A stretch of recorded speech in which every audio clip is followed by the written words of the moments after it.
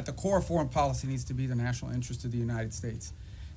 I believe very strongly this president was elected. One of the reasons why he was elected, very specific things, but one of the reasons why President Trump was elected is sort of an understanding among the American people that our foreign policy was in need of a complete recalibration. A recalibration because the world had dramatically changed. Many of the institutions, policies, assumptions that our foreign policy was operating under were built upon a world that no longer existed.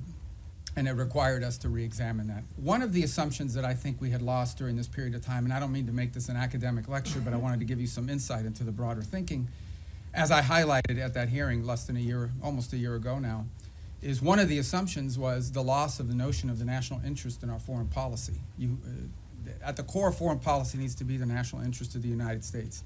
Now that doesn't mean that there aren't issues and things we care about in the world, but at its core, the core principle of the national interest, the core principle behind our foreign policy needs to be our national interests. So you have to first of all define what is the national interest, and then you have to apply it.